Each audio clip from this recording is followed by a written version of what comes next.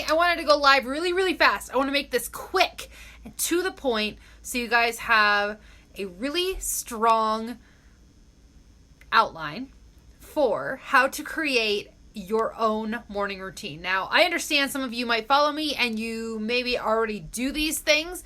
If you do, maybe this will be a refresher for you. If you are a person who follows me and has never followed any sort of morning routine, and let's backtrack and think about what a morning routine is.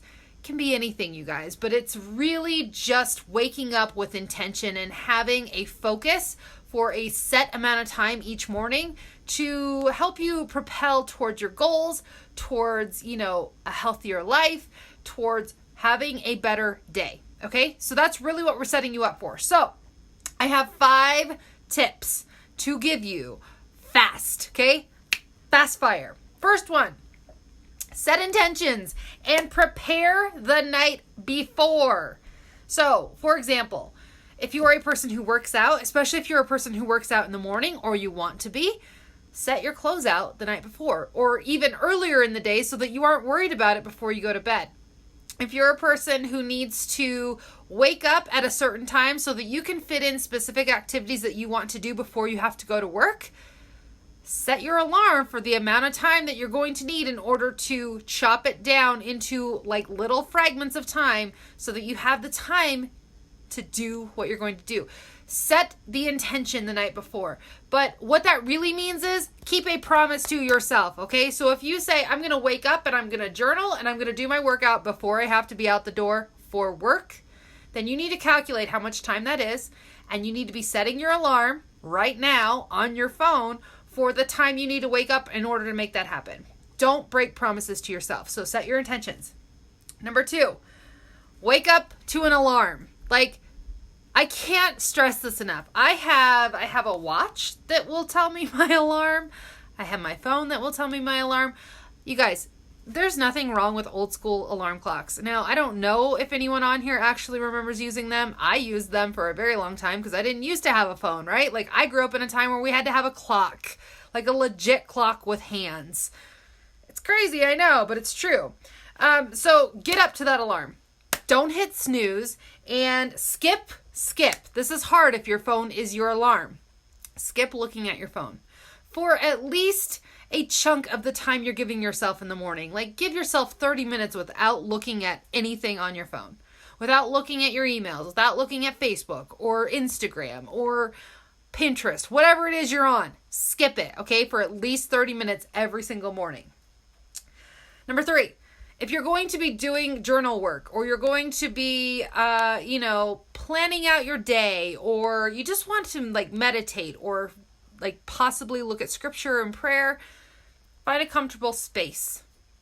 Designate that space as your space where you're going to do this. Know in your head before you go to bed, okay, tomorrow morning I'm waking up and I'm going to sit in that chair and I'm going to do this activity. Because the more you do that, the more you visualize yourself actually completing this activity. Okay? It's really, really important. Number 4, know some tools that will help you.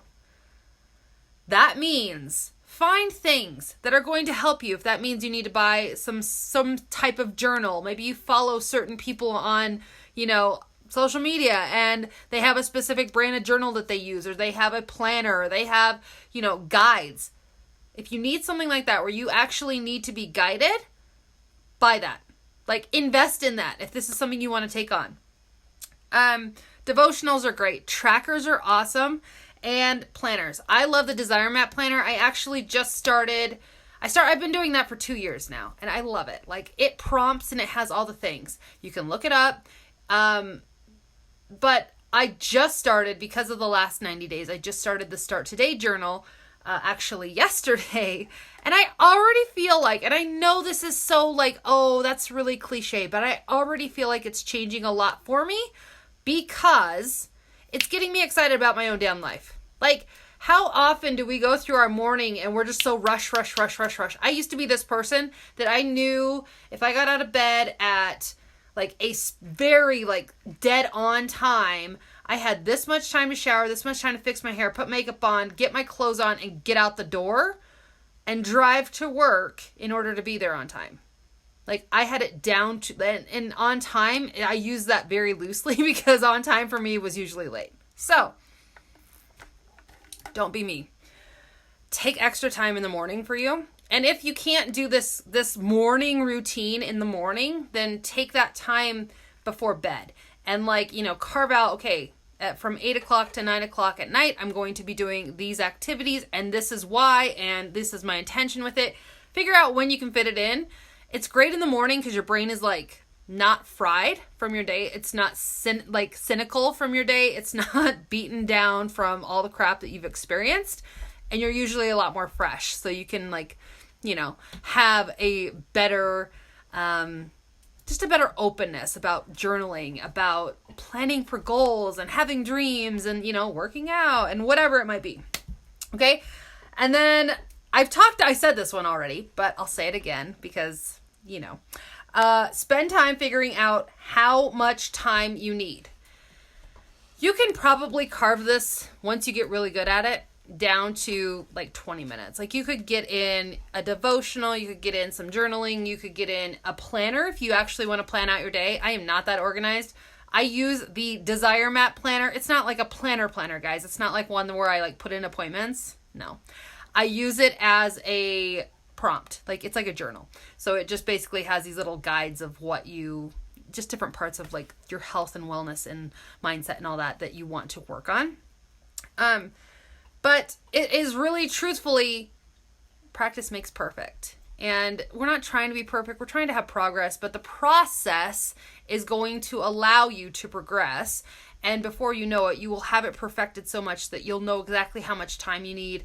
And the really hard part is just doing it, right? It's really easy to do. It's not painful. It feels really great to have a morning routine and know when I wake up, I'm going to do this, this, and this. And the funny thing is, once you get doing this and you stick with it, because we don't break promises to ourselves, right? Then when you don't do this, say you're out of town or say you're traveling or something like that and you're thrown off of your routine, oh boy, that's not fun. You're like, how did I ever live this way, right? So you want that feeling. You want to get to a point where you're like, oh, I crave being able to journal, or I crave being able to just express what my goals are, what my dreams are, what I want to do with my life. It doesn't matter how old you are. It doesn't matter where you're at in your life. It doesn't matter what disease you have or how awful it all seems. You can make so much change happen in a very short amount of time if you put practice into something that is going to drive your mindset to change. We heal ourselves every day. Our bodies are magnificent and our minds are a part of that body. So therefore, if you have things that are a lot of crap, right? We have a lot of trash that we carry around between our ears. If that is going on for you, know that it's possible to heal it, but we have to work through it. So one way to do that is to really commit to taking on a morning routine and journaling and figuring out, writing words of affirmation and meditating in silence. I'm not good at that. But again, there's so many things you can do and so many things you do not have to do. And it can all look how you want it to look. Reading personal development, which people get really weird about. They're like, oh, I don't want to growth books. I don't need those. Those are for people that are damaged. Those are for people who, have problems or are crazy. I really did used to think that only crazy people needed personal development books. Yeah, it turns out I needed a lot of them, and I still do. I need a lot of personal development because there's things that come up in our brains between our ears, right? The trash that we have shoved in this can up here that really is heavy, and it rears its ugly, ugly ass head. At times you don't expect it, and out of nowhere. Complete left field, and you're like, oh, hello, where did that come from, right? So allowing yourself to work through some of that stuff and getting really on board with growing your happiness is vital. So that's how we do the morning routine. So I hope that's helpful. This is going to be up forever on here, but I'm actually going to put a link in the comments for a free guide that I created that is morning journal prompts. So if you want to collect that, Just fill out your email and your name, and that will be in your inbox in no time.